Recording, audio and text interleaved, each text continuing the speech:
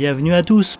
Il y a quelque temps, je vous ai parlé de la classe Matsushima, des navires construits par la France pour la marine japonaise. Eh bien aujourd'hui, je vais vous parler de la classe Kaba, les destroyers japonais venus au secours de la France durant la Première Guerre mondiale.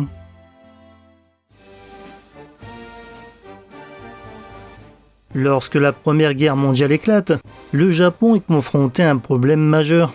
Sa flotte ne compte que 4 destroyers océaniques, 2 destroyers de classe Kaifu et 2 destroyers de classe Sakura. Cette force ne permettra pas au Japon de remplir ses obligations envers les Alliés. Le 28 août 1914, seulement 5 jours après la déclaration de guerre à l'Allemagne, le ministère de la Marine japonaise lance un appel d'urgence pour débloquer des fonds militaires extraordinaires en vue de la construction de 10 nouveaux destroyers. La situation est alors critique et la construction de ces navires devient une priorité absolue. Pour accélérer la construction, cette nouvelle classe de destroyers est largement basée sur la classe Sakura, avec seulement quelques modifications. Les chantiers navals et arsenaux à travers tout le Japon sont mobilisés pour relever le défi. Yokosuka, Kure, Sasebo, Maizuru, Mitsubishi Nagasaki, Kawasaki, Uraga et Osaka, tous ces acteurs expérimentés dans la construction de destroyers se mettent au travail. Dans le but d'accélérer le processus, les arsenaux de Yokosuka et Kure optent pour la construction en cale sèche. Au chantier naval de Kawasaki et Mitsubishi, 2 navires sont construits simultanément. Les travaux avancent sans encombre et le premier navire, le Kaba, est achevé le 31 mars 1915, seulement 105 jours après le début de la construction. En avril 1915, les 10 navires sont terminés, témoignant du remarquable effort et de la mobilisation du Japon.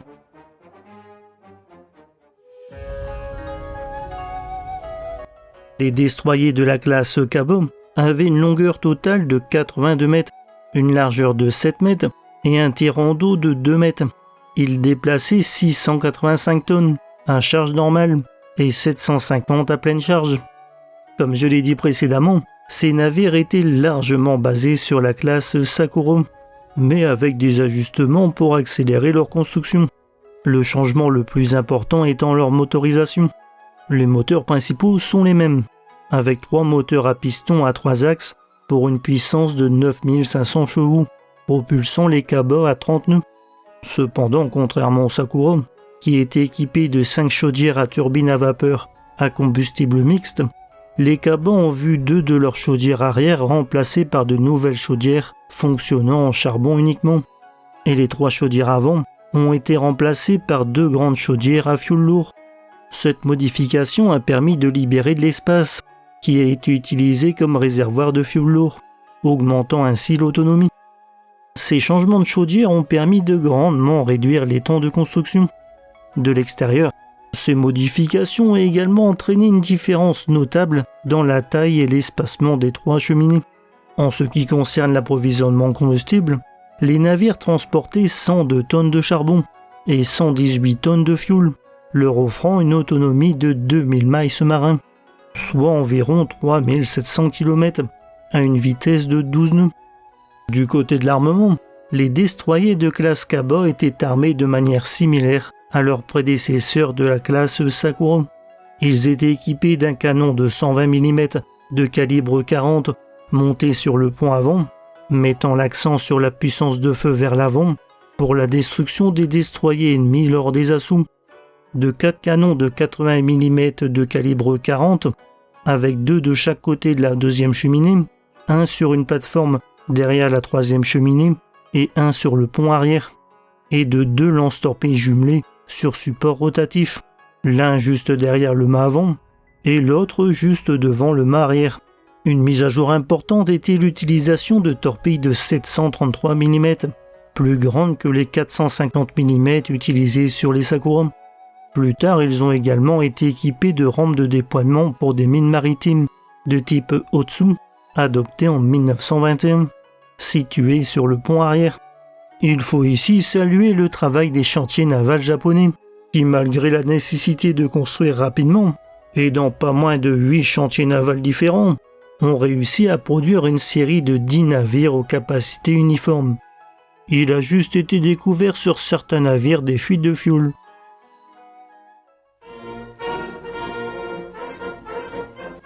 Ces navires ont été déployés pour des missions d'escorte pendant la Première Guerre mondiale, en particulier à partir de 1917, lorsque le Royaume-Uni a sollicité l'aide du Japon. Le déploiement japonais a débuté en Méditerranée avec l'arrivée du contre-amiral Kozo Sato à Malte à la mi-avril 1917, avec le croiseur Akashi comme navire amiral et 8 destroyers de classe Kabo. La flotte japonaise était indépendante, mais elle opérait sous la direction du commandement de la Royal Navy à Malte, principalement pour des opérations d'escorte de convois et de lutte anti-sous-marine.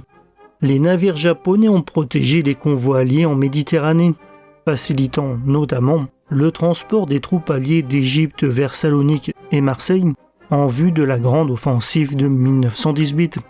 Le Matsu sauva plus de 3000 soldats et membres d'équipage du navire de transport Transylvania, torpillé au large des côtes françaises.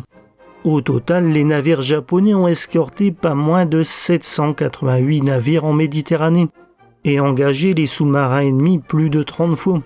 Parmi ces engagements, le 11 juin 1917, alors qu'il rentrait à Malte après une mission d'escorte, le Sasaki a été touché par une torpille du sous-marin austro-hongrois U-27 au large de la Crète. L'explosion a sectionné la proue du navire, causant la perte de 59 de ses 92 membres d'équipage. Il a ensuite été réparé et retourné en service début 1918. Une histoire a longuement circulé prétendant qu'un destroyer japonais s'était sacrifié avec courage pour protéger un navire allié visé par une torpille. Une histoire qui avait même été incluse dans les manuels d'histoire japonais. En réalité, aucun navire de la marine japonaise n'a été coulé pendant la Première Guerre mondiale. Et cette histoire est un mélange de rumeurs et d'exagérations. Tous les destroyers de classe Kabo ont survécu à la guerre et ont ensuite mené une carrière paisible, avant d'être finalement retirés du service le 1er avril 1932 et démantelés. Mais la classe Kabo a également eu une autre histoire, au sein de la marine française.